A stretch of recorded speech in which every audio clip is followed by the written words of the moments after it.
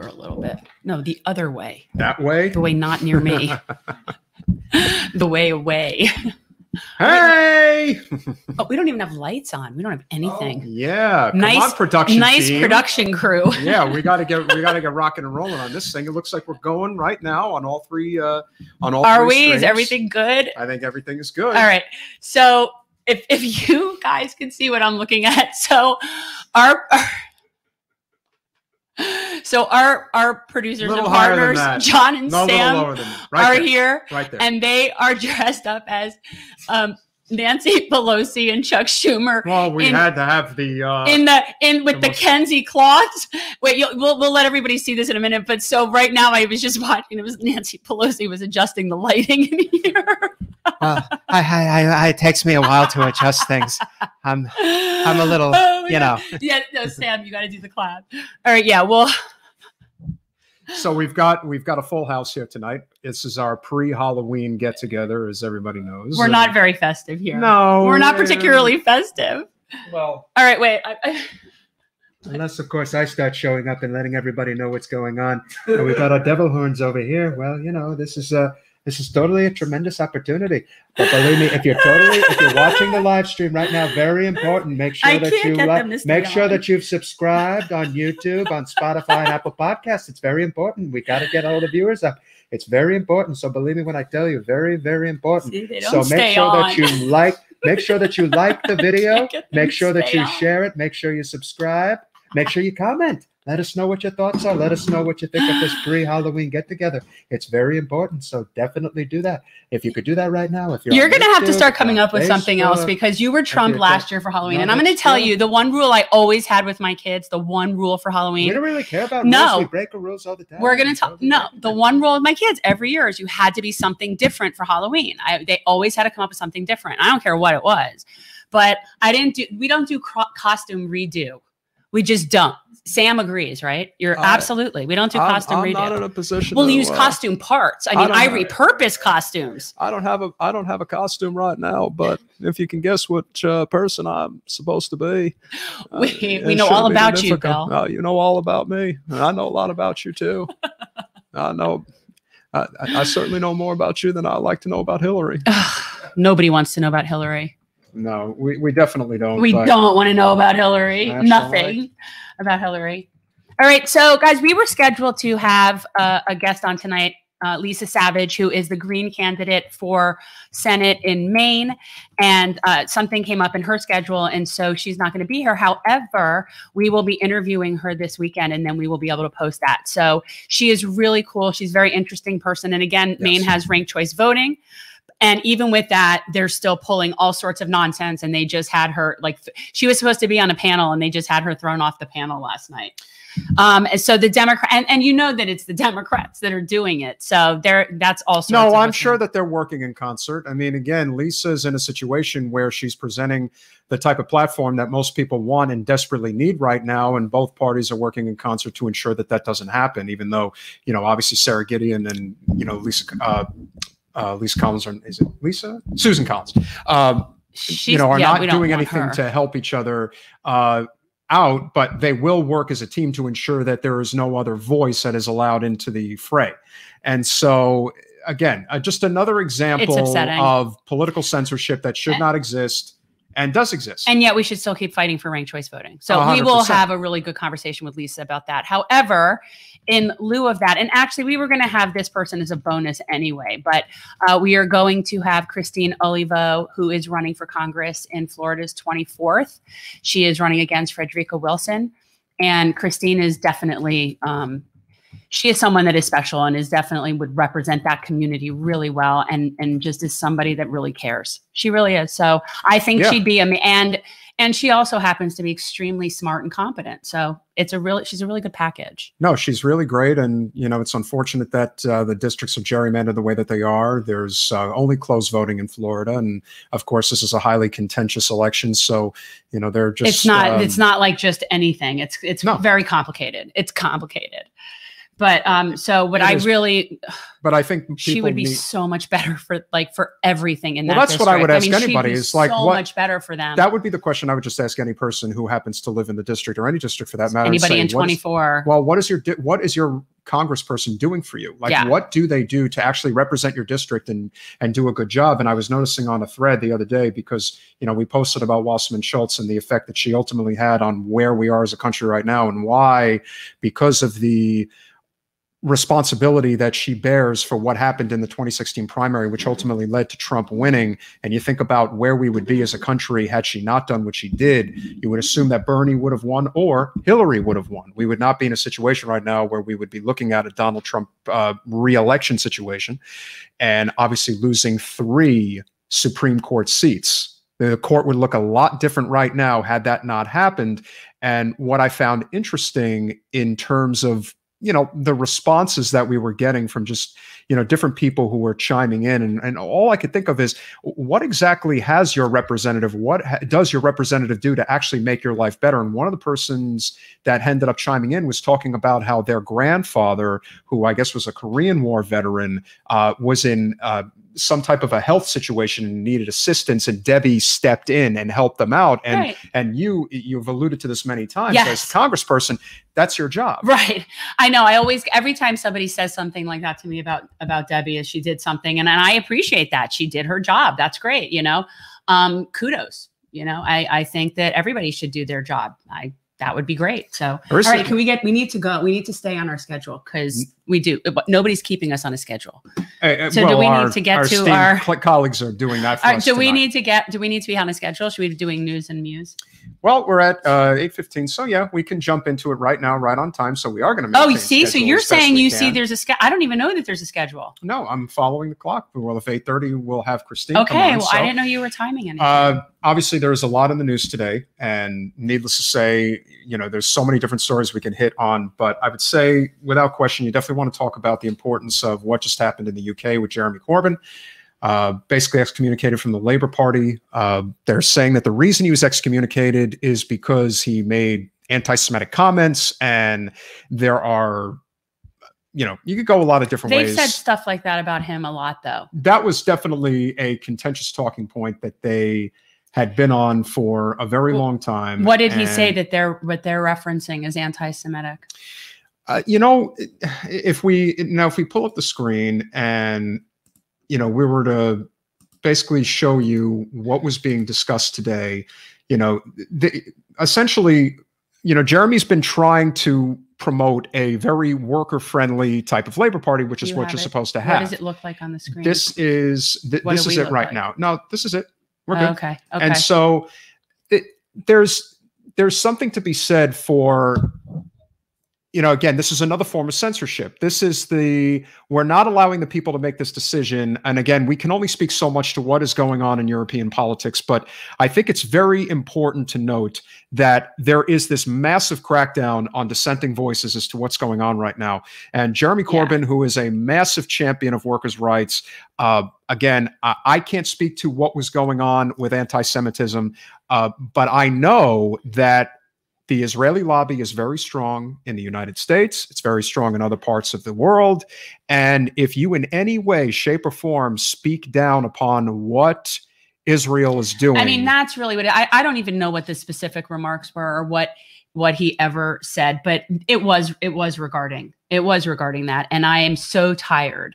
I'm so tired of the anti-Semitic sort of accusations from anybody who talks about Israel. It's so frustrating. And I also think it takes away like any real legitimacy from real anti-Semitism, which is really a problem. And that is an issue that you can speak to. Somebody going into a synagogue and shooting it up, that's anti-Semitism. Somebody saying that we have a problem with human beings being born in captivity, that's not anti-Semitism.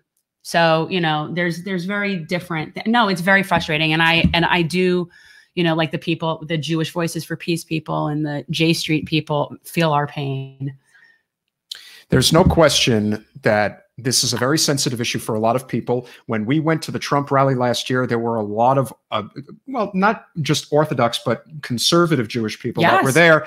And what a lot of people, I think, are failing to recognize is for example, moving the embassy to Jerusalem is only creating more anti-Semitic rhetoric because there's this overall resentment for what's going on in the country right now. And so, look, I can't speak to this the way that you can. No, I mean, it's always frustrating. It's always frustrating that any criticism of Israel is considered anti-Semitism. I've always contended otherwise. So I think more people are starting to realize that. So we're not all called self-loathing Jews necessarily. No, but there is something to be said for trying to find anything that'll stick to the wall that is a means to stopping anyone who is endorsing a pro-worker movement. That's the thing. So I look at it like Occam's razor. What's more likely, that this bright guy who seems very capable, very competent, represents working people, hates Jews? Or is it more likely that the establishment is trying to stifle the person that's speaking on behalf of labor? Which one of those two things is more plausible? And so I just don't see him as anti-Semitic. I just don't. And to me, anything, if somebody could show me something he has said about Jews, that doesn't involve the state of Israel, then maybe we could have a discussion. I highly doubt that's the case, though. Yeah, and again, when you're talking about Corbyn, I mean, they put on the full court press because, again, he's talking about universal health care, jobs guarantee, Okay, they have health care. They do, but the Tories have been trying to cut health care for a very long time. And this is also part of why they exited the EU, because they want to have much more of a free market-based economy. Right. These are their right wingers. And the reality is that he's not, and I'm not going to say akin to Bernie, but they're going to do whatever they can to stifle him. So I would believe that more. So, okay. That's your story. That's the Jeremy Corbyn story? The Jeremy Corbyn story obviously is one that kind of preempts what is an even bigger story that, in my opinion, bears even more of significance to what's going on right now. And that, of course, is Glenn Greenwald resigning from The Intercept today. And he has his reasons. I'm not one to, get into an argument about whether or not, censorship is correct in any circumstance. Obviously, you want to be mindful of anyone that's, eliciting violent speech. But at the same time, we have become way too comfortable with this idea that we can censor voices because we want Trump out of office. And that is a very dangerous precedent to set. Well, we do it for all sorts of reasons. Okay. So it isn't all just about, right now that might be the issue. But it's something. It's always something. There was something when it was Julian Assange getting stifled. It's just what we do. We stifle.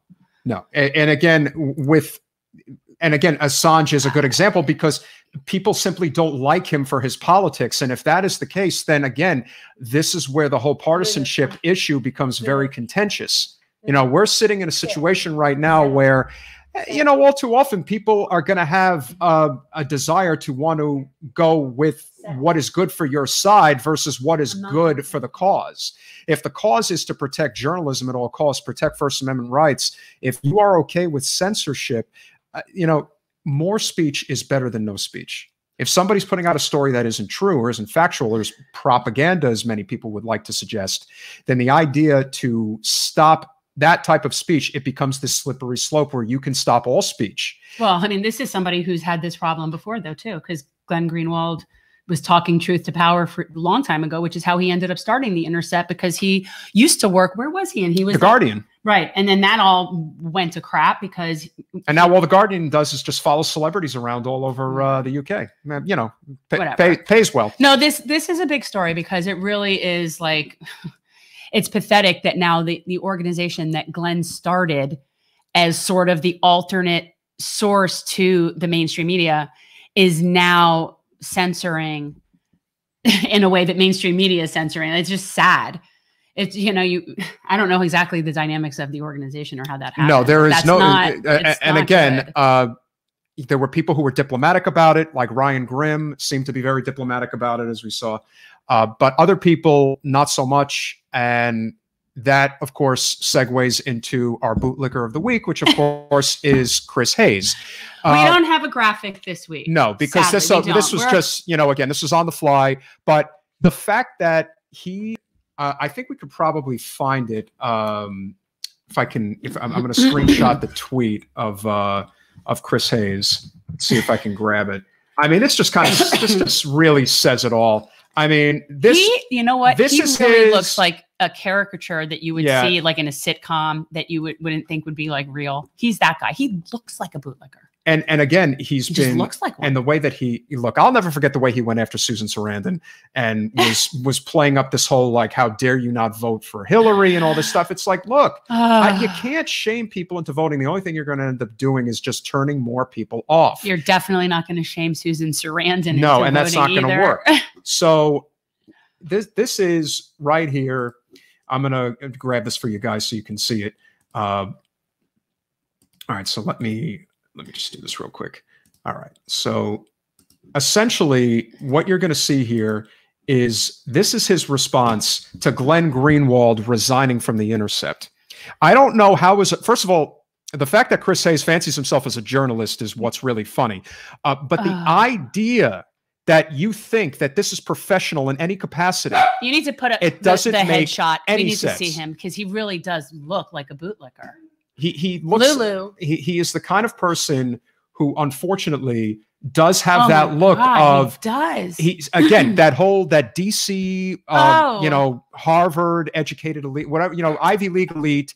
It goes without saying that Chris used to. I think Chris was on Air America, if I'm not mistaken, or I know Rachel Maddow was.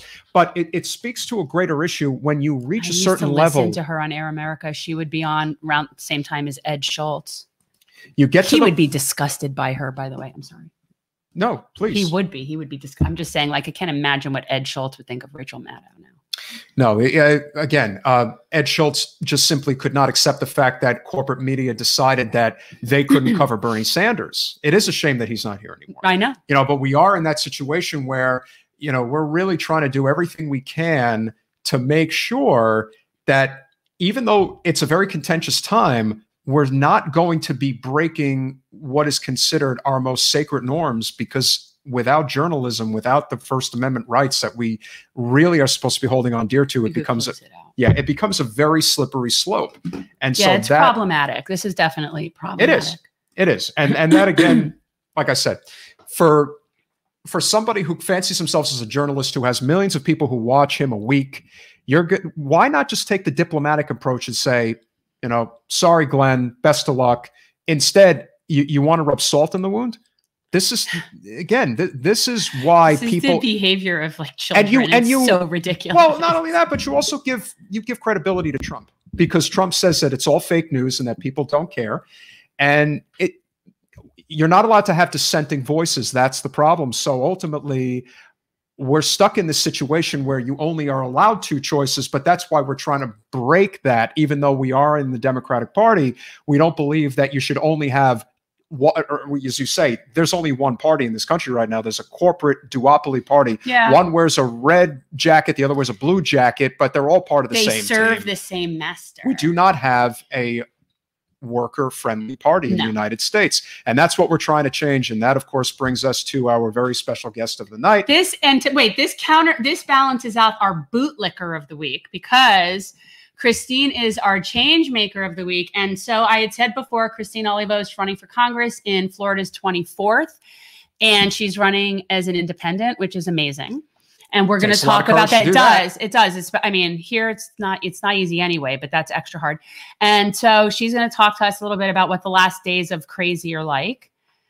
And I, you know, I'll rub it in that I've been enjoying my nice little leisurely vacation for the past like couple of months. Well, seeing it from the outside looking in right now is kind of interesting. So it's cool. Hi. How are you? Welcome, Chris. I'm great. How are you doing? Oh, you know, a little of this, little of that. Shooting the breeze. We're just hanging out. So, so how is it going? I mean, or first introduce yourself and say like why you're doing this. Like, you know, because I don't know how many people watch local versus not local, but anybody in 24, pay attention. Well, my name is Christine Olivo. I'm running for Florida's 24th Congressional District, which encompasses Overtown, a little bit of downtown Miami, Liberty City, Wynwood area, all the way to Hollywood.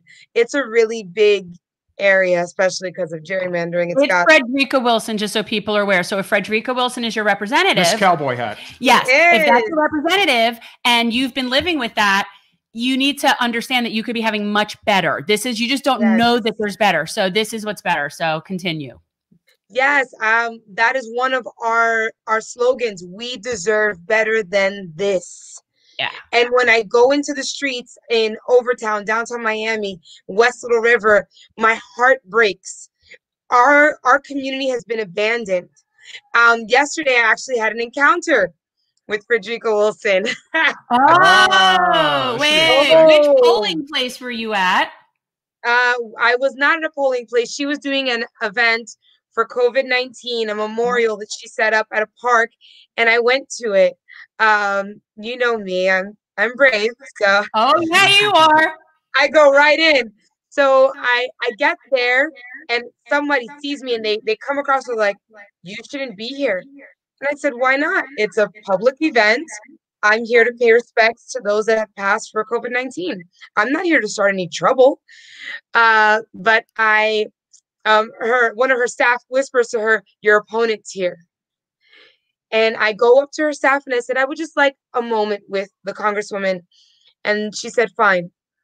So she comes up to me and I said, hi, I'm Christine Olivo. I'm a very nice person. I'm a very peaceful person. Yeah. So I said, hi. No, I'm not going to start anything. Right. So I said, I'm Christine Olivo. Nice to meet you again. I just wanted to say this is a very kind gesture that you're doing for those that have passed. And she goes, I said, okay. Well, I just want to let you know that I'm not in this race to fight with you. I'm in this to fight for the community, to better our community. And she says, there's a long line of people ahead of you. It is not your time. Oh, yeah. That is so... She actually said that to you. Oh, and more. I said, okay, so this is how it's going to go.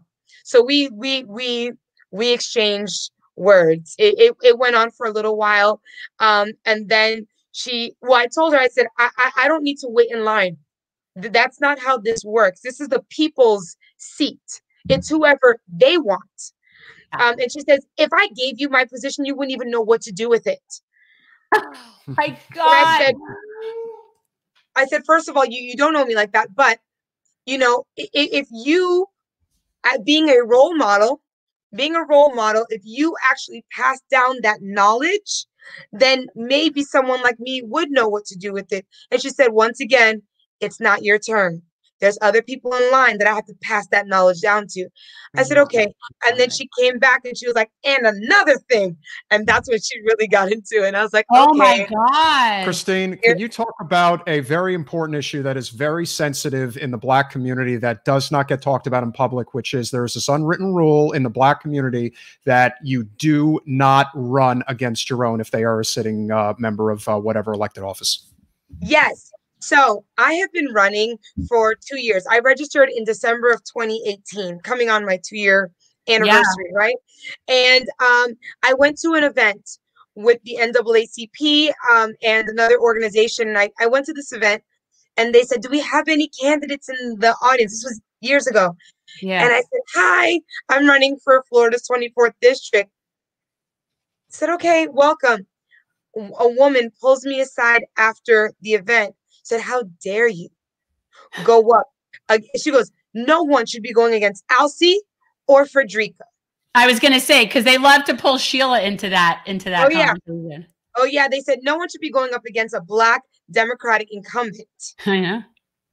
And I say, I just want to tell everyone, just because someone looks like you doesn't mean that they're looking out for you. And it's true. And it's nothing to say that we can't challenge each other. This is not about challenging you. This is about giving the people an option.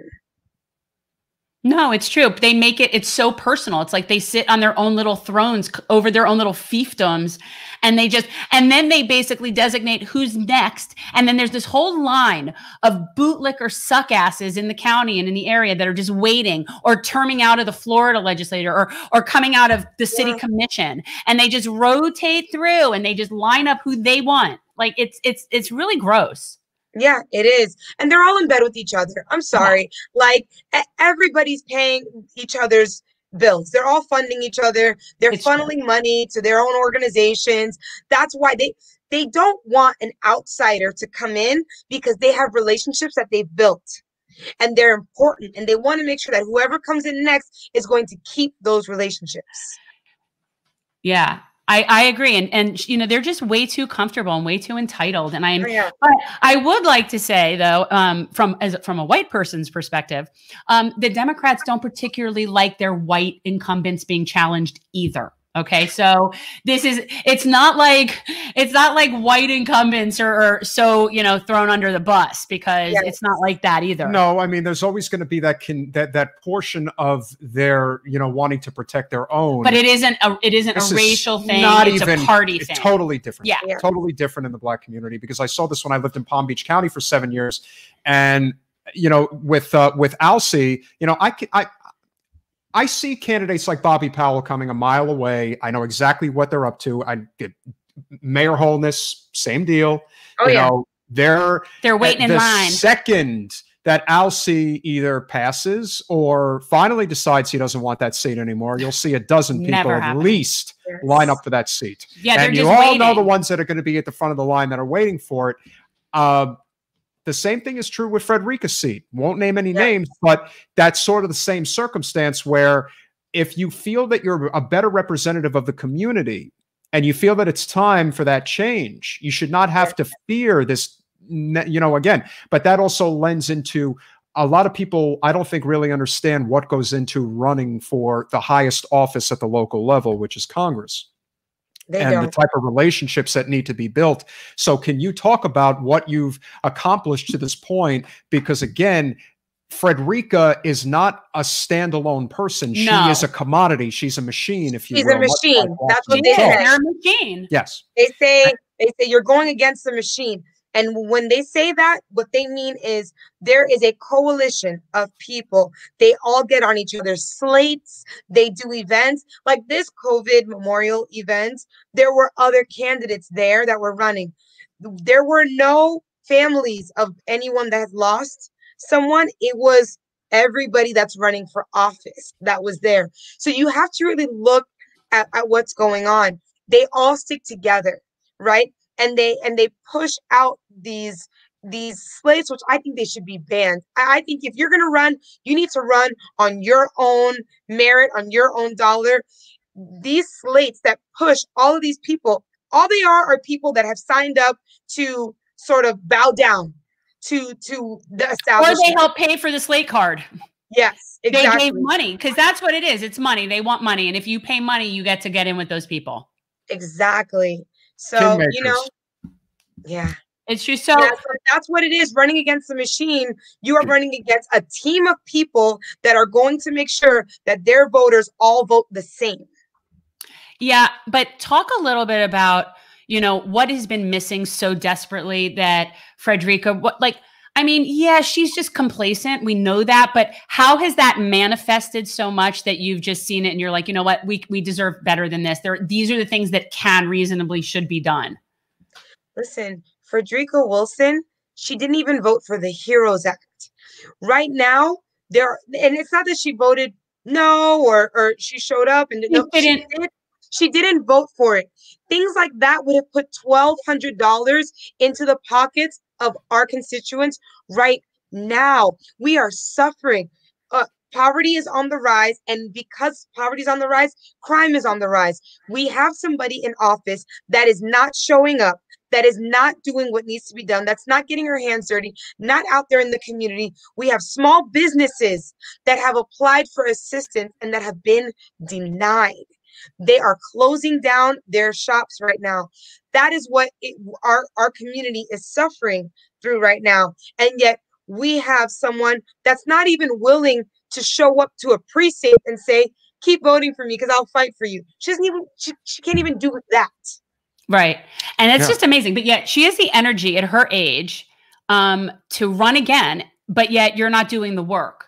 So that's just entitled, sitting on a throne and collecting a paycheck. It just is. I don't understand how that is the complete opposite of service. Absolutely. You know what I'm saying? Until we get a stimulus check, all the reps should give up their paycheck. You shouldn't be getting paid. Give up your paycheck so that we can eat. I help organize a food bank. That's a really good mission, by the way. That's a really good initiative. Yeah. They should all be forfeiting their paycheck until we could eat. Forfeit your pay. I organize a food drive every week. We feed 800 or more families, right? Families. Do you know we're only able now to feed 200? There's a food shortage now, but yet the lines are not changing. The lines are getting longer. The food is getting shorter. Where is the help? Right. Has she done anything? I mean, Debbie has shown up occasionally at like Feeding South Florida, but she doesn't really do anything. Ironically enough, Debbie did just put out a new mailer, of course, with a photo of her at the recent Feeding South Florida event. It's all done for show. It's all for show. But no, I know, and the truth is, Christine, a lot of this stuff is stuff that I know, like me, you would be doing anyway. You know, right. I mean, it's like you would be, you're serving anyway. Yes. It's just frustrating that the people that are on the payroll aren't serving, and the people that are serving are not getting any sort of help. Like that's the problem. It is very sad. I'm hopeful for this election that we can get new people in office, local, state, federal, that will actually jump in and help. But even though I'm hopeful, I'm also just a little scared that we are going down a deep, dark path. Yeah, it is concerning. I mean, everybody is so focused on the presidential race because it's just such a circus. But, you know, the down ballots are so important, and the local races are so important. And people don't even know that those happen. And then, and most people don't know who their commissioners are. Most people don't know who their congressperson is. So, you know, it's hard, but then yet hopefully we want them to go vote. So, you know. I'm always conflicted on that. We want to encourage people to vote, but a lot of the people that are voting, I don't really feel like encouraging them to go vote. We have to educate them, to be honest. Like, they need to learn. First, I say, what are the issues that are important to you? Then let's find those officials that can change that. You have to be able to connect your issue, your passion, to an elected official that can actually make that change. If you're just going in for the president, I'm sorry to tell you, the president is one person. Yeah. They're not consequential person to your daily life. Least consequential. Yeah. But I mean, you know, when I look at the stuff with climate crisis, and we could talk a little bit about Little Haiti and what's going on down there. And so people understand that's in Miami-Dade, and it's the Haitian community. And it has recently been, I realized by a lot of big, fancy people, that it happens to be the highest ground in the area. And so it's being extremely gentrified, right? Because now they realize that land is valuable. So now they want it. And so we're really seeing this, the environmental injustice, and how the climate crisis is so disproportionately affects people of color. So would you just talk a little bit about like what's been going on, and what your current congressperson has done to address that? So last night I actually had dinner in Little Haiti, and it broke my heart. I grew up right down the street. I grew up in El Portal, a little village right down the street from Little Haiti. I got my hair done there. We went to the bakeries there. They're all gone. They are all now fancy restaurants or fancy shops, and they're pushing people out. Why? Because Little Haiti is... So there's king tides that's happening on Miami Beach. All the fancy places now, they're flooded out of nowhere for whatever reason. They are getting flooded. Those are the king tides that are pushing people away. Now, Little Haiti is so close to the water, but in a good sea level. Exactly. So you can build there and still get somewhat of a nice view, or you're close to the beach. So they see it as prime real estate. This is my issue. What are we doing to stop that? Developers should not be able to just come in, offer money, and push people out. We need to protect people. If you want to renovate, renovate. I do believe that the Haitians deserve a nice new building, new structure, but keep them there. Yeah. But the rent goes up, the taxes go up, and everybody leaves. Yeah, it's a problem. And I would tell people also that that is something that is much more of a local issue. And this is where it's important to know who your city commissioners are and the kind of projects that they're okaying and what's going on, because this is really where the little people get bullied the most, is at the local level. And then we've got people at the congressional level that essentially rubber stamp it and put in the laws that allow them to do it. So it's kind of like, it's one giant scam. Yes. But the local level is really important. That is where and it's really the closest opportunity you have to be heard.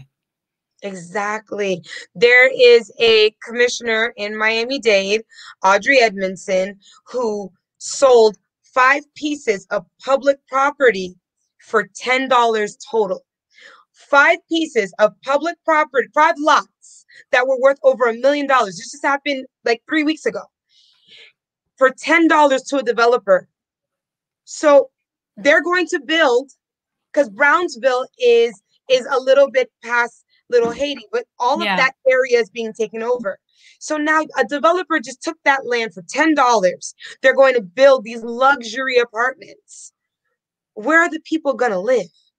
And why isn't that something like, if you were a congressperson and that was going on in your district, can you imagine just sitting by and not saying anything? Like that, not that it's within your jurisdiction, because it isn't. But to not use your platform, like to not say anything, it's how are you representing those people when you're letting them get completely trounced? And I'm sure that she would say, well, that's a city thing, or that's a county, and we don't, but you got to they got to use their voice. They don't do anything. It's very frustrating. What do you see as the difference between the communities in Broward versus the communities in Miami-Dade? We have a very small portion of our district that crosses into the wealthy North Miami Beach portion of the district. Of course, the district used to have the very working class portions of Pembroke Park and West Park, which is now your district. And then, of course, you have parts, much larger portion of Miami-Dade. What could you say are some of the differences you've noticed? Because obviously we know how Broward politics work. We're not as familiar with Miami-Dade politics. What is your observation as far as that goes? So some of the differences, Broward, I wouldn't say they have it a little more together, but Broward is suffering in some of the same areas. Mainly affordable housing across the board is a huge concern, but I would say the crime rate in Miami is a little more of an issue than in Broward. Also, education. I see that in the Broward section of my district, there are more residents with college degrees than in Miami. So that's also another issue. Just those differences. And honestly, I don't mean to say this or talk down about Miami, but some of the areas are a lot cleaner and nicer in Broward. In Miami, I feel like they just let the city just lets so much go. Yeah, and it really comes down to what the residents, what kind of power they really have to take a stand and do something about it. Because, you would never see dilapidated building in Weston, right? No. You would never see some like abandoned shack or abandoned store just sitting there. Like you would never see that. It would be dealt with immediately. And so it really is a matter of what areas the county prioritizes and the city prioritizes. And we know that. And there, that's the problem, is it's not happening in the wealthy neighborhood. I'm sure Miami Shores is lovely. Oh, it is. It is lovely. Sure. I grew up near there. Yeah, El Portal. My issue is like, how do the city officials sleep at night? How do the commissioners sleep at night, knowing that they're going to wake up to their cities looking like this? I went into an area that I thought was abandoned. Literally, there's stuff all over the floor. There's people in the streets. I go in and I say, hi, I'm running for Congress. And the gentleman looked at me. He says, what are you doing here? He's like, nobody comes here. So he said he's lived here for 70 years. He was an old man. Wow. Like, yeah. And he's like, we have been abandoned. Yeah. That's unbelievable. Christine, We talk at length about who the Debbie voter is in our district. Tell us who the Frederica voter is and what your experience has been with them. And just, I don't know, like, who people watching this know who Frederica Wilson is. And it's like, on one hand, I was tempted to put up a picture of her so people could see the reference. But on the other hand, I don't want to give her any publicity by putting her picture up. So we've opted not to, but she's the one who wears the ridiculous miniature cowboy hats that look like little beauty pageant queens wear. She actually went to the length of making it a law in Congress to make sure that this is what people who have too much power and very little concern for the average person end up doing when they're on the Hill. They find a way to make a law that has absolutely no positive effect on anybody's lives. Oh, I get to wear a cowboy hat on Capitol Hill, and now you can't stop me. But you know what? They're not even full-size cowboy hats. See, that bothers me. At least own it. Wear a friggin' hat. They're like cake decorations. She lived in Texas, and unfortunately, that's sort of a personal thing. It is. I just think if you're going to wear a cowboy hat, wear a cowboy hat. That's all I'm saying. They're not real. But for a district that suffers in so many capacities, much like our district does. You know, there's West Broward and there's East Broward. Talk about who is that Frederica voter, what your experience has been like, and is it very similar to what we deal with here in District 23, which is, no pun intended, but it is a generational type of circumstance. But Christine's also dealing with a whole different socioeconomic situation too. I don't know what, like, are there areas that are affluent, and are her supporters? No, again, I just want to know who are the typical Frederica voter. Tell us about her. Yeah. And why do you say her? Why do you say her? No, I mean, I didn't mean about her. I mean, like, what do they say? He's right. He's right. It is a lot of women in their late 50s to 70s, women that remember Frederica back when she started it, you know, with the state legislation. Those women, they're either in her sorority or it's these women that believe that she is just the end all be all. She is all that in a bag of chips. And they do not care about her record. I was talking to voters the other day. This woman comes up to me and she goes, "Oh, you're the one running against Frederica." I said, "Yes." She tells the voters, "Don't listen to her. Vote for Frederica. She's been she's been a champion for us since day one. She's going to do it again." And I said, "Ma'am, but do you even know her record? She doesn't show up to work. She's like the most absent." And she said, "I don't care about her record. I know what she does behind the scenes." and so a lot of people see these events. They see like the memorials or the things that she does with her nonprofit, which I just want to say, she would have her nonprofit with or without Congress. And I try to tell people that the 5,000 role models will not end if she doesn't get elected. She will still have it. So a lot of people they love her because they've known her for so long. Yeah. It's the exact same story with Debbie. Yeah. You'll meet that 60 plus, 70 plus year old Debbie supporter who says, "Oh, I remember when she was running for the state house in 1992, pushing her stroller with, you know, her babies." It's like, there is when people talk about privilege, I mean, you're looking at it. I mean, that is really it. This idea that I don't have to think, I just do, and there is no consideration of their consequences. The other problem that a lot of people end up having is they can't see the irony of the way that they go after Trump and the way that people literally worship the ground he walks on, to the way that they do the same thing for their local representative or representatives. They treat them in the same capacity. And it's even worse because Trump puts everything that he does out front. The other ones tend to be a little bit more discreet about their nefarious activities that they're up to. But even when we point them out, they tend to brush it aside. And without naming any names, we were at one of the polling stations yesterday, and Jen had a very fruitful conversation with a person who was is a ranking member of one of the Democratic clubs, is over 70 years old. And when we brought up Debbie, this lady happened to be very encouraging towards Jen. Not going to say that she wasn't. But what she did say when it was addressed to just essentially come down to, I run against Debbie because she doesn't have a good record and does not represent her constituents or the country as a whole in a well-meaningful way.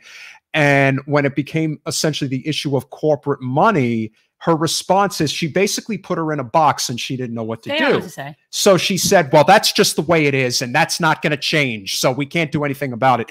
And at that moment, you realize that when you really confront them with what's really going on, when you make them look in the mirror, they don't like what they see. And that's how they react.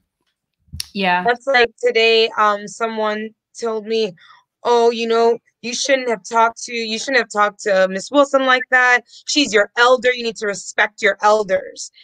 And I said, Donald Trump is my elder as well. So you mean to tell me that if he came up to me and told me that it wasn't my time, that I'm not in any right to say anything to him? And the person just stood there. It's like, it's not about, like, it's like when you put people in the corner and you change. What did she ultimately say to you? What did she ultimately say to you? At the very end, she came back around and she was like, and another thing. And she was like, the next time you talk about the 5,000 Role Models of Excellence program, you need to understand it's not a college program. Because what I say is, yes, she has a 5,000 Role Models program, but how come only 19% of the district has a college degree? So yes, you're helping these young boys, but the entire district, we need a tuition-free public college option so that we can have education. It's not a substitute for an education. You also need a living wage. Yeah. You need universal basic income.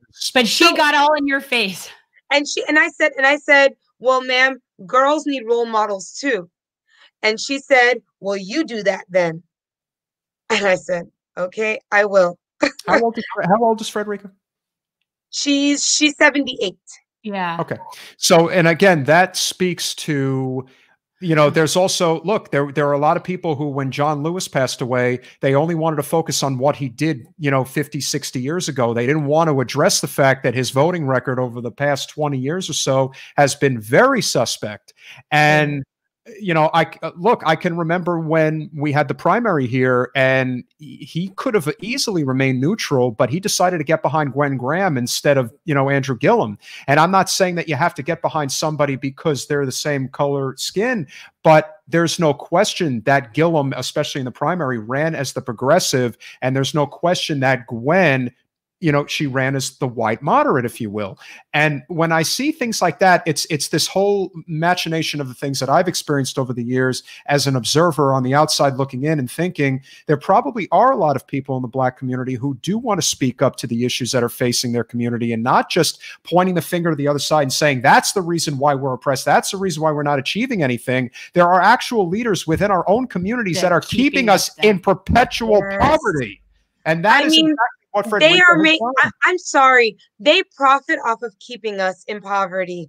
They get funding and they disperse it amongst themselves and for whatever programs, but they do not give it all the way down to the little person. Which is why they want to maintain those positions so desperately, which is why they want to sit on their thrones, because they know that there's nothing enough trickling down, that if they don't stay where they are, then they're going to lose their little piece. And everybody is so caught up in Ocasio-Cortez being this, progressive champion and all that. And we definitely love her and appreciate everything she's doing. But to me, the congressperson you have to be keeping a very close eye on is Cori Bush, because she is the very first one that actually broke that tradition. Well, she really comes from the resistance. She comes from the streets, in a sense that she's an activist that's been in the streets since Ferguson. But it's never happened. There's never been a person who literally took on the Black establishment in St. Louis. I mean, that's as thick as it gets, especially East St. Louis.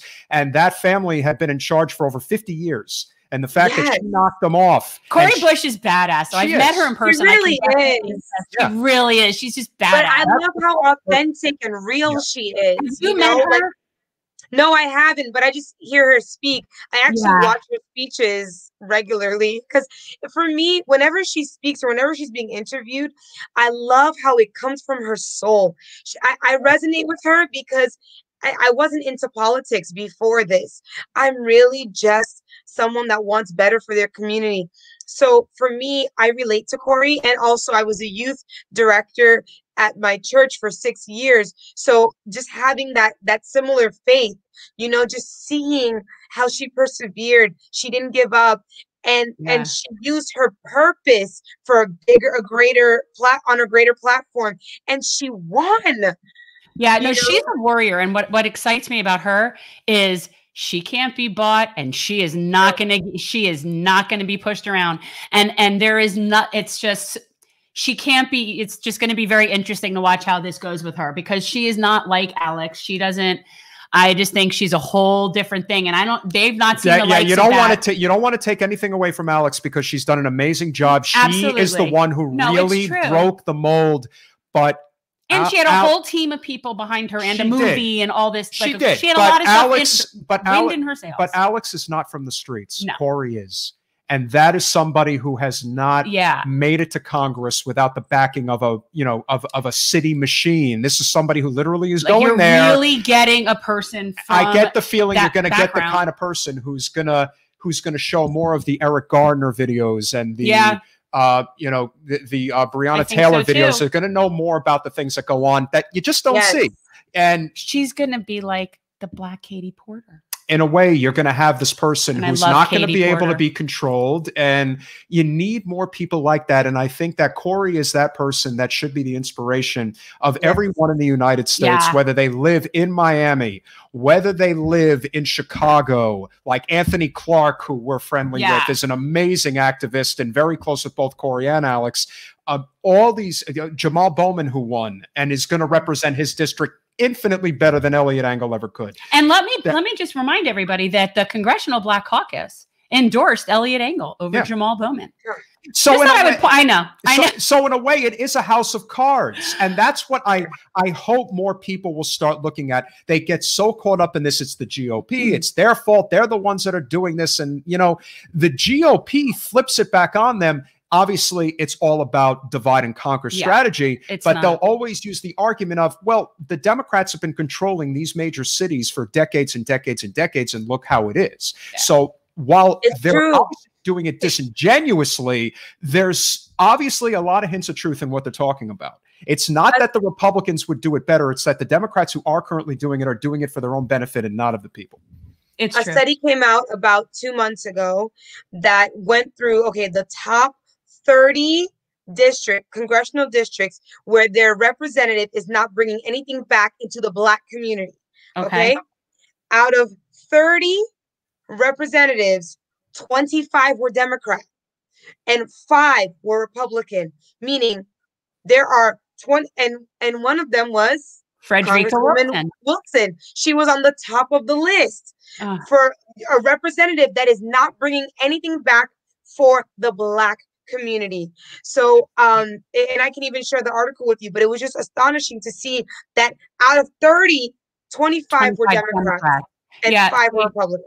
Right. And we could say what we want about Alcee, but the one thing I always say about Alcee Hastings, and he is not a good congressman, but he does support Medicare for all. Frederica does not. And you cannot even entertain that conversation with her. But just think about some of those basic policies. That is the dirtiest of dirty secrets when we talk about Medicare for all, when we talk about UBI, when we talk about a living wage. You're talking about the policies that would help communities of color more than anybody else. Yep.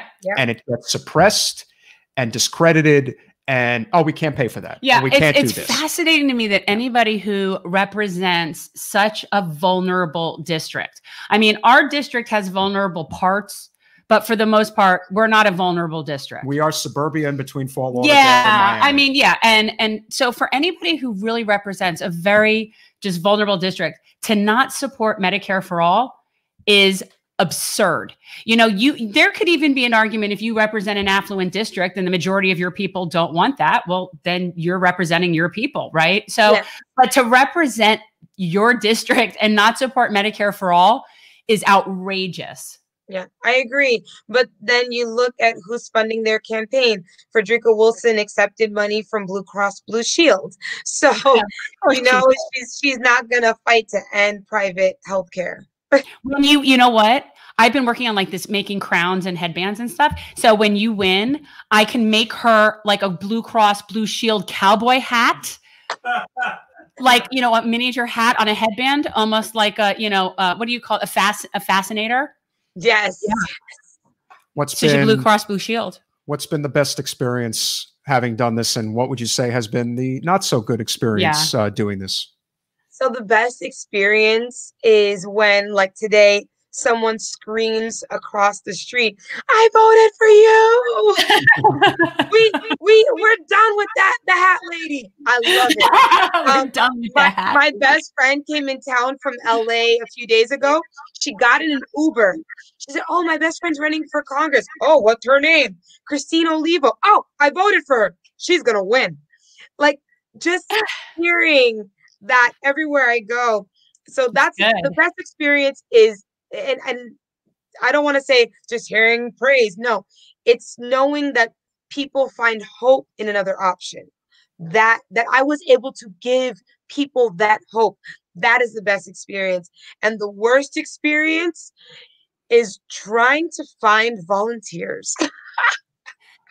Tell me about it. Guys, no, I mean, if you're it isn't easy. But what do you have that you need help with right now? Manning polls and election day?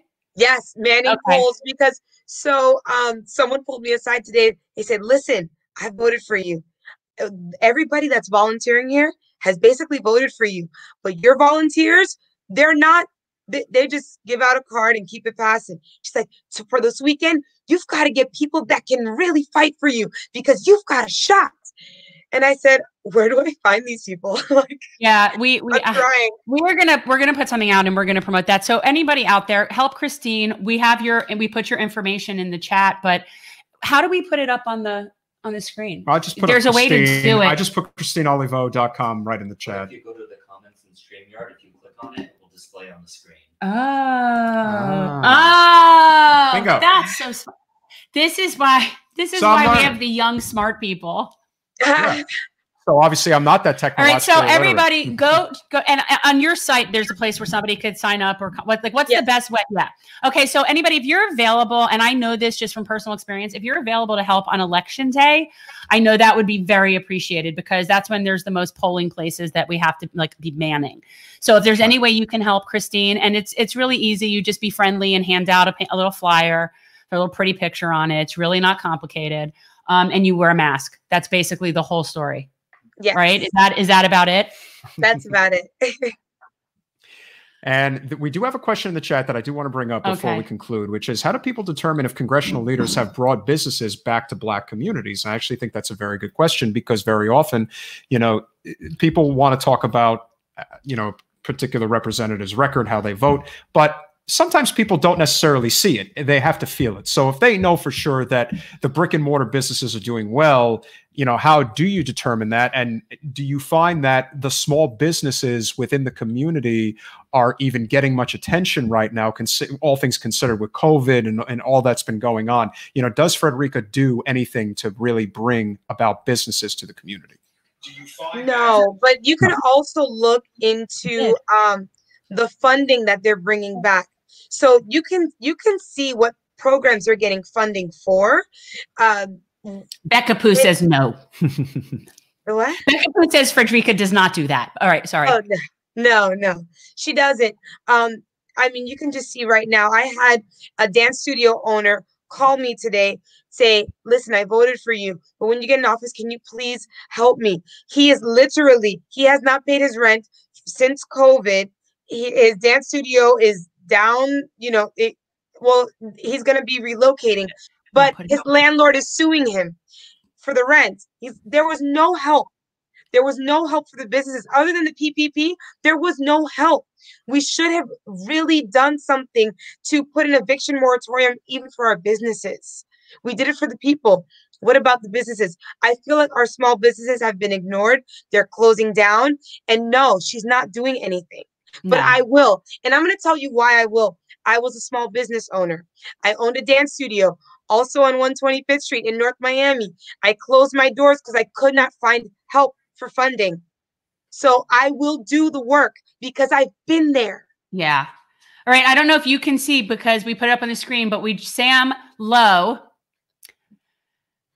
says, "I'll volunteer for you. I voted for you." Hi, Sam. Oh, that's awesome. That's And by the way, just so wonderful. you know, Sam is one of the people sitting here in my room who's dressed like Nancy Pelosi, and he is sort of a fan of yours. He is one of our producers I didn't even here. know it was you that wrote that. I All did. right, so now I did it at first when you put it up there. So he's just sitting there on his laptop right across the room from me, and he says he's going to volunteer for you. Well, that's great. Oh, thank you so much, Sam. He's dressed like Nancy Pelosi. Yeah, you know what? We're going to have to get up before we, look, we're going to have to get up and walk away. Do you want to see them? Because we're going to get up and walk away and let them, they're dressed Everybody's like Chuck going to Schumer get to and see, Nancy Pelosi. yeah, you're going to see the Speaker of the House and the minority leader in the Senate. All right, so we're going to just take a little break for Nancy Pelosi and Chuck Schumer. All Come on, right, guys, you got to give your explanation as to how great of a job you're doing for this country right now. Oh, you guys are so cute. Oh. And then I do need to give my shout out to patrons before we go. Oh my gosh, so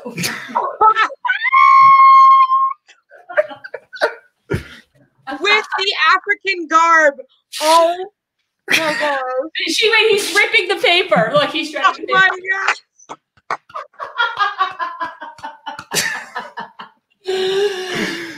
Right? You can't even keep it. All right. Well, Sam here, you could talk. You guys can talk. You don't have to What's pretend up, everyone? to be them. This is John, and this is Sam, and they're our production team people. Christine, I actually emailed you during the interview, and I already voted for you as well, but you're awesome. This was the first time I heard you speak, and we would definitely love to volunteer, even though it's just right around the corner. But you've got two helpers right Costumes optional. there. Yeah. Oh my God, what if we just work the polls dressed like this?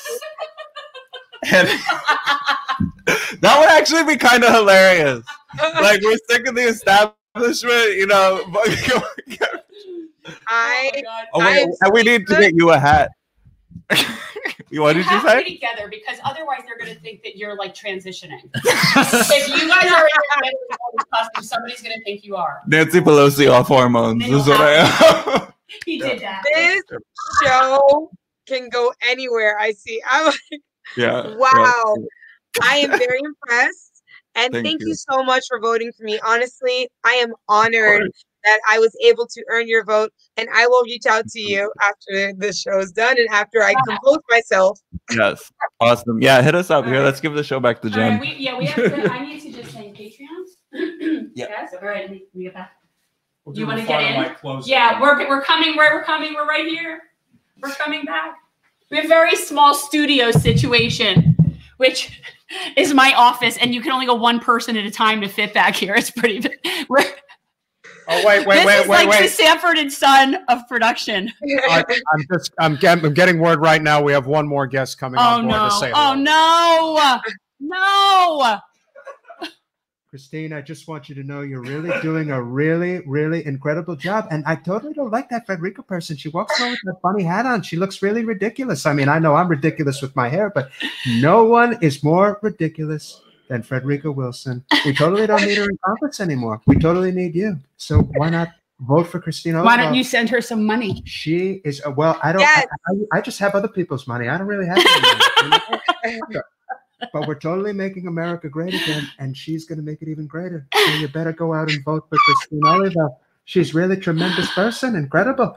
And I really do everything I can to make her community better. I mean, believe me, have you seen what I've been doing lately? And she's totally going to be doing it even better than I'm doing it because I can't walk in those neighborhoods. She totally can. So trust me when I say, yeah, you don't blend. No, I don't blend. I totally don't. But she does, and she's really great. So trust me when I blend better than you. I'm the most honest person in all of politics. And so I'm if you can trust pretty anybody, white. you can trust me. And when I say you need to wait, actually, if I'm being honest, don't vote for her. So whatever I say, do the opposite. Trust me when I say. Will you stop? No, I'm totally having a lot of fun right now.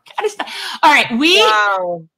Thank you so much, Christine. I hope we entertained you a little bit. I just thought you'd like to see Nancy Pelosi. Well, no, and I like to have fun with that because again, it's he thinks he's so good. Well, the reality is that they're, as much as they claim that they don't like this guy, I don't like him because of his policies. He's entertaining as hell. Oh, he is entertaining. And people as like hell. to make money off of him, but his environmental policies alone are unforgivable. and that is why he should not be president of the United States. There's a laundry list of reasons. There is, but that's, to me, that more than anything else. Anybody with good reasons, submit them in writing to the Southern District of New York. I'm pretty sure that they're acquiring a nice little folio.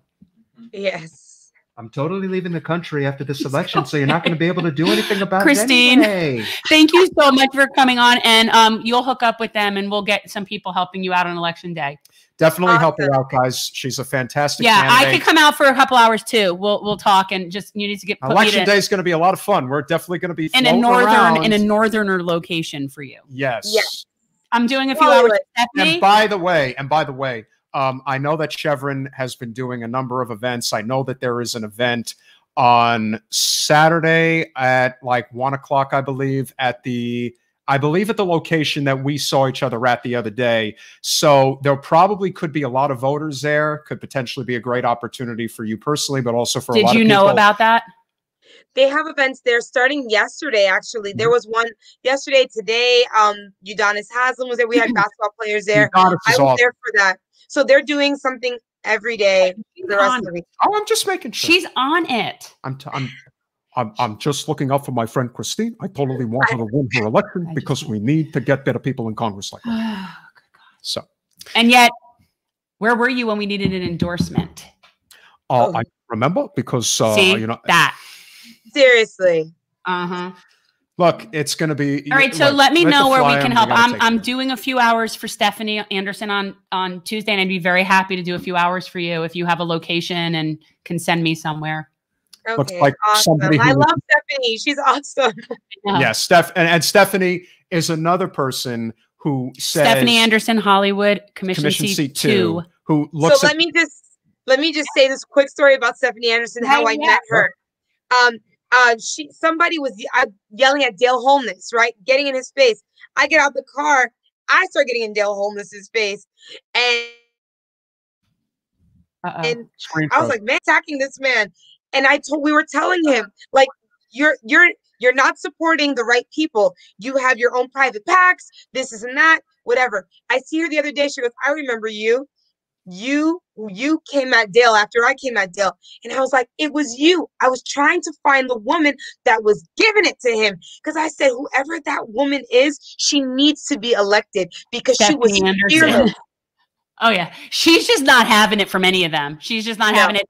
And she's not party affiliated, and she hasn't been party affiliated, and she doesn't play their game. But again, you do know there's a strong disadvantage down here with the way we have it set up. So it is what it is. But if people are committed and understand that this is not 1 month or 1 year, this could be a decade or more long challenge. But if you stay committed, we are motivated. They are not. They are trying to fight us off. It's not like they're presenting an option that says, well, it's all nice what you guys are offering, but we're offering something just holding on for dear life. They're holding on for dear life. And it is this generational change, if you will, that is coming. It's just a question of when the dam breaks. And so somebody like, Mr. Holness, he unfortunately decided to get involved in our congressional race, and he ended up hurting us pretty badly. And again, whatever extent that was, whatever relationship he has with Debbie, we'll never know for sure. But what we do know is that the establishment is starting to get exposed. People are starting to understand how this works,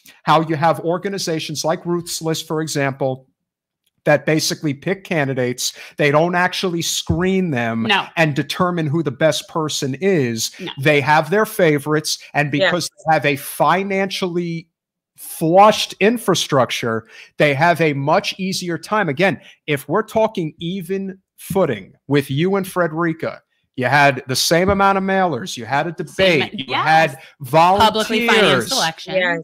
Does anybody really think that Frederica would beat you in a fair fight? Well, no, I think that about any populist candidate that's running. And I want to make that very clear, because when people see somebody on as a no party, they don't know, well, are they left or are they right? Or are they like, where are they?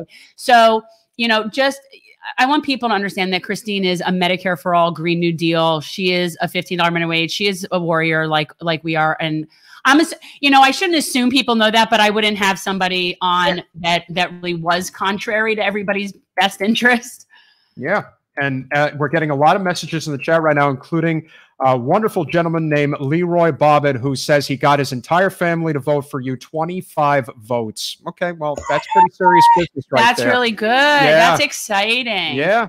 Becca Pooh voted for you. And, she, you know, listen, again, name recognition is everything. Exposure is everything.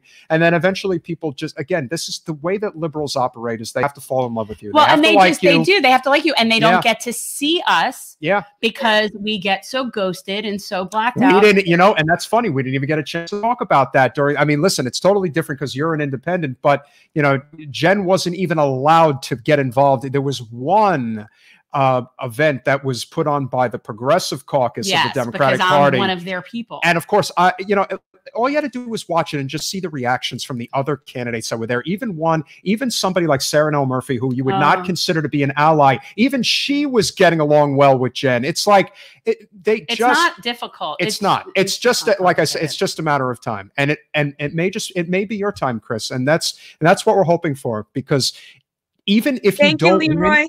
Yeah. Thank you, Leroy. Thank you, Leroy. And even if you don't win, we're just getting started here. This is the beginning of a long and arduous fight that we're so happy to be in with you, and we know is going to ultimately bring us. We're going to see the dividends for what we're fighting for, even if it isn't tomorrow. But our time is coming. I truly believe that, and you're definitely one of those shining lights that everyone should learn more about. So yeah, everybody, Christine Olivo, vote for her. District 24, get people to vote for her. If you can come out and help her, go to the website. And thank you so much. I appreciate it. And the floor is yours. Final statement before we conclude. Well, I see this quote from Becca Pooh. I actually know, I remember this voter gave me a chance, and I thank you for giving me that chance. I will not let you down, but you know how to contact me, but in case I ever do. But I promise you, I am going to earn everything, every vote. Thank you so much. Thank you for having me on. Thank you, Jen. You're awesome. Thank you, Peter, or should I say Trump? I don't know. Thank you, Nancy and Josh. Don't. Thank you. Listen, everyone, 2 things I want to end with. Number 1, if they tell you that you can't, if they tell you that it's not your time, I want you to ignore them, shut them out, whoever they are, because it is your time. Yes, you can run. You can do it. And if you feel like you can't do it, I want you to call me or call Jen. We will encourage you. And number 2, go out and vote. I'm not talking about voting for the lesser of 2 evils. I want you to go out and vote for people that you believe will make a change in your community. I don't want you to have that vision of lesser of 2 evils. There are so many people on the ballot. Vote for people that have a kind heart, that are passionate, and that can change your community. Thank you so much. Go to ChristineForCongress.org, ChristineOlivo.com. They go to the same place. Volunteer, hit me up. And I'll be back again, hopefully, as a winner. Bye, Thank Chris. you, Christine. Bye. Thank you. Bye. My pleasure. Our pleasure. So there's no question that she is a dynamic, superior candidate. Superior candidate. You know, not to take away from anybody else who ran in the primary or is running no, now. But the reality is she's got an it factor. She'd be so good. She'd be such a good representative. Yeah. I mean, look, the president approves, the Senate Minority Leader approves. Yes.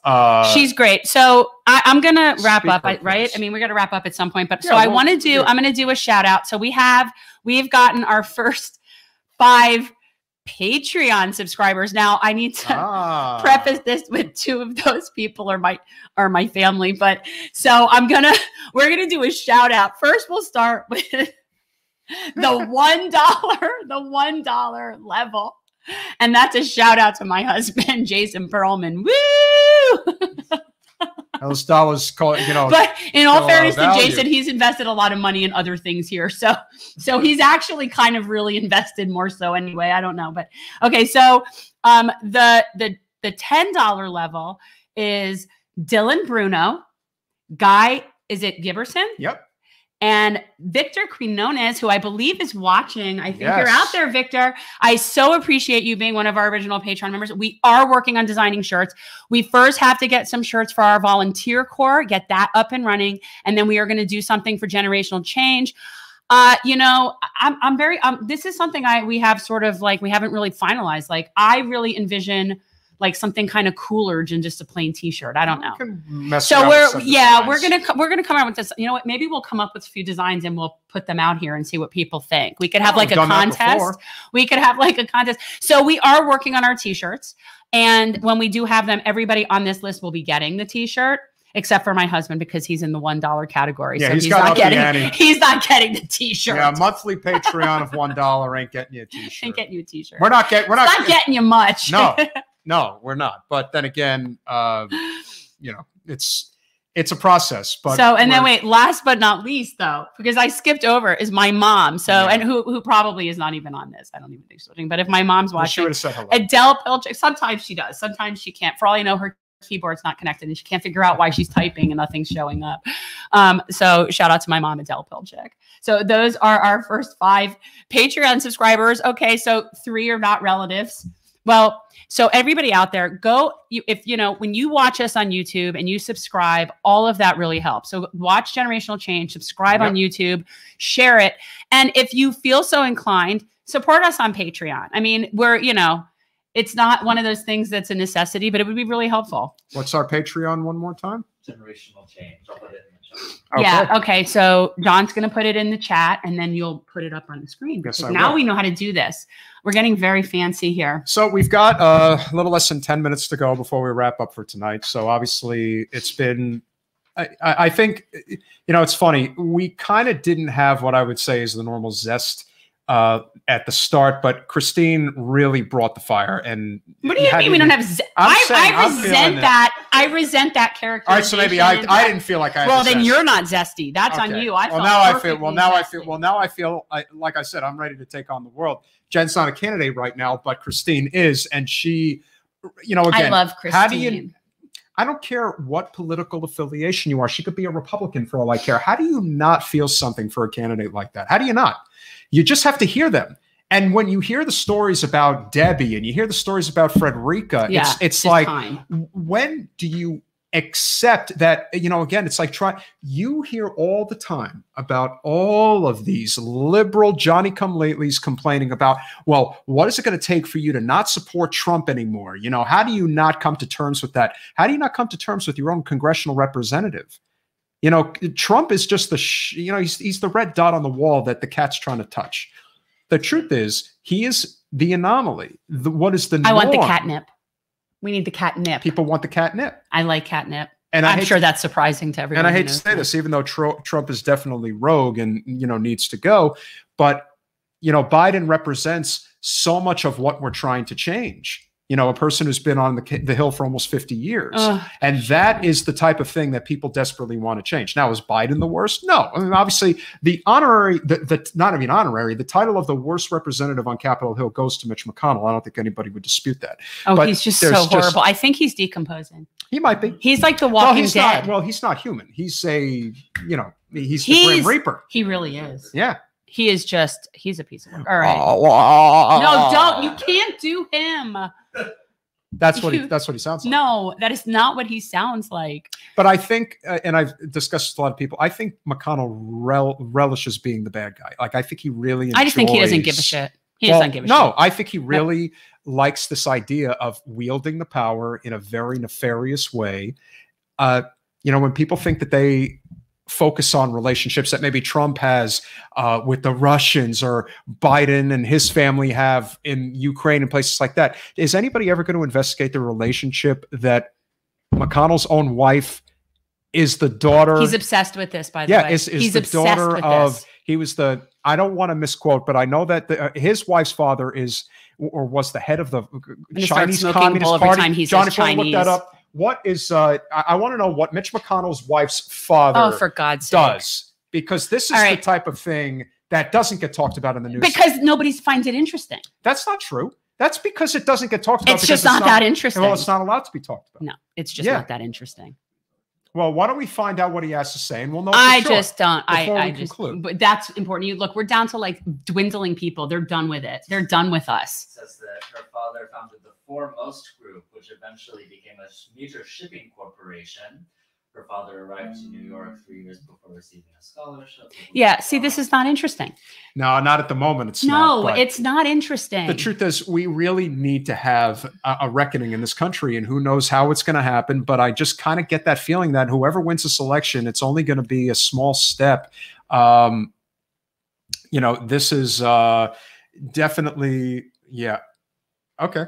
See, we still have some people. Yeah, no, here. and great. I appreciate it. So let's, you know, I mean, we're going to talk, I mean, what are we doing? Like, what's going on really between now and election day is we're going to have really, we'll be at the polls over the weekend. I'm going to help Christine, and I'm going to help Stephanie. I'm going to hand out flyers at the polls. We're also going to be, you know, we're going to be visiting East Broward, which we haven't done yet. There's a number of locations over there that we want to hit. We were in West Broward the other day. We're around. We'll be around. You know, we're around. We're lending a hand. You know, as best we can. We obviously leisurely. I'm being leisurely. You know, we have business cards, and we want to hand them out. We do have business cards. Get a chance to meet people. Still doing Small Business Saturday canvas. But yeah, we are pushing generational change. So guys, please subscribe. Tell your family to subscribe. We are creating merch. We're working on it. And, you know, we have some good interviews coming up. What's being coming up next? Well, we've got David Dole tomorrow.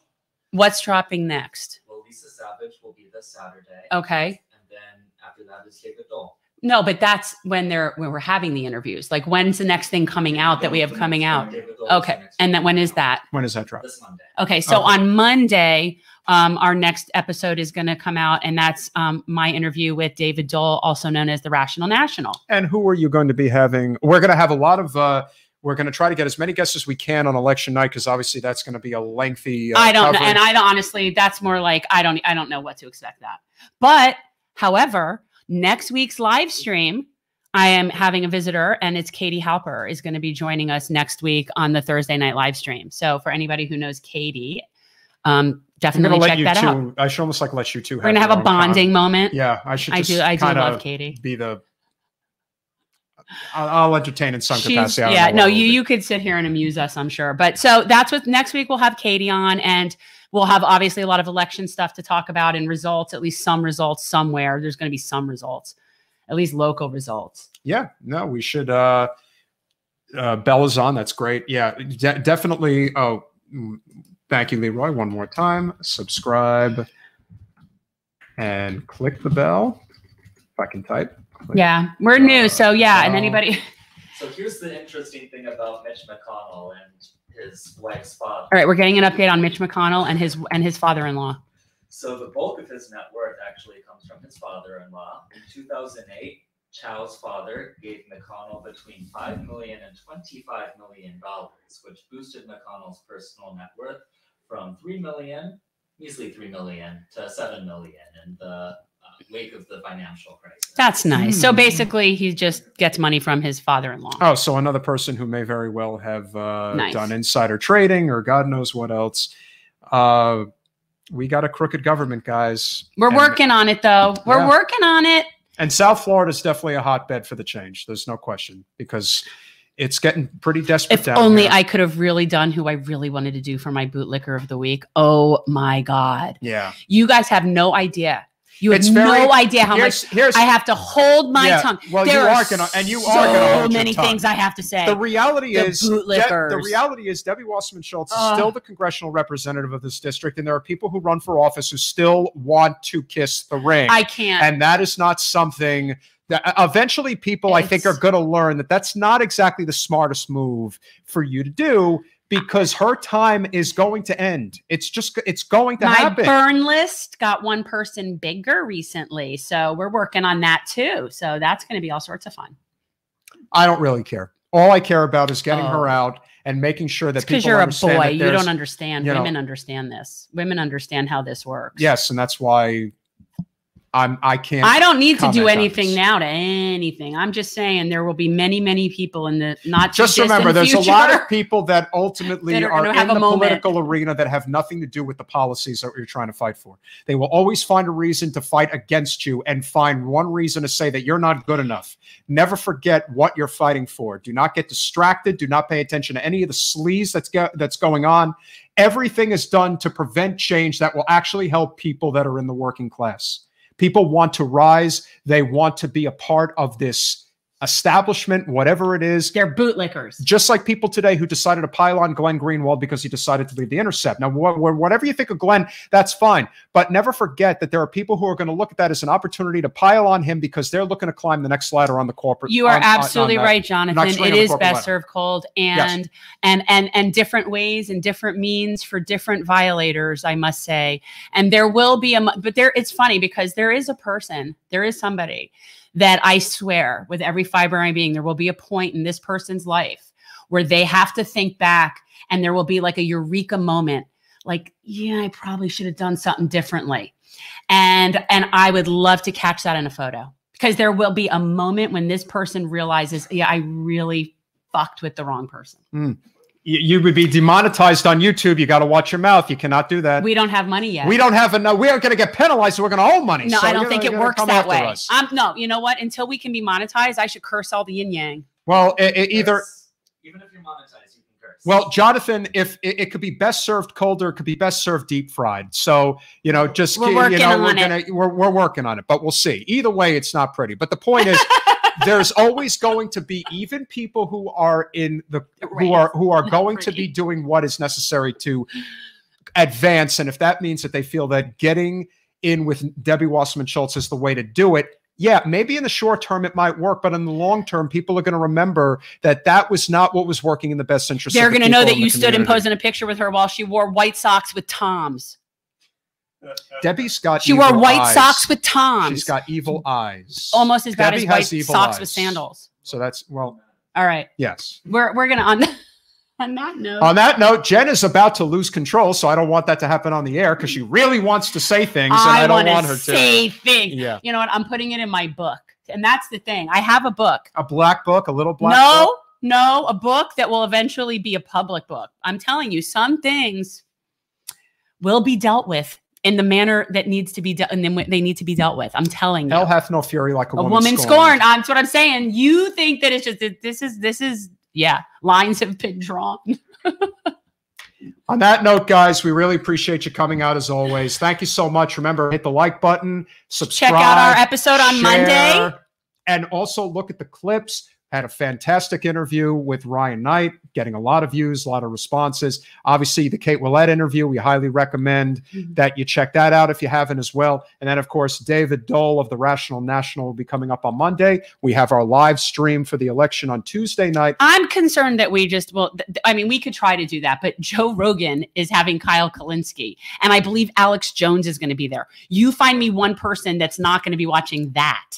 Okay, well, people will be hopping around. They're not just going to stick on one live stream. Because I want to be watching that. Okay, well, then you can do that, and I'll be here by myself, and I can do it. So that's what will happen. Anyway, and then, of course, we have Katie Halper on next Thursday's live stream. So, like I said, spread the word. If you could become a Patreon, that's fantastic. Or is it a patron? It's a Patreon. It's a Patreon patron. Right. Okay. You're a patron on Patreon. Still learning the proper lingo. And yeah, Jonathan, I could be more unleashed. I'm going to have to, I need Fireball here. We should have Fireball shots. I do have some. Yeah, then I'll be unleashed. I wish you thought more like a candidate sometimes. I really do. Have a good night, guys.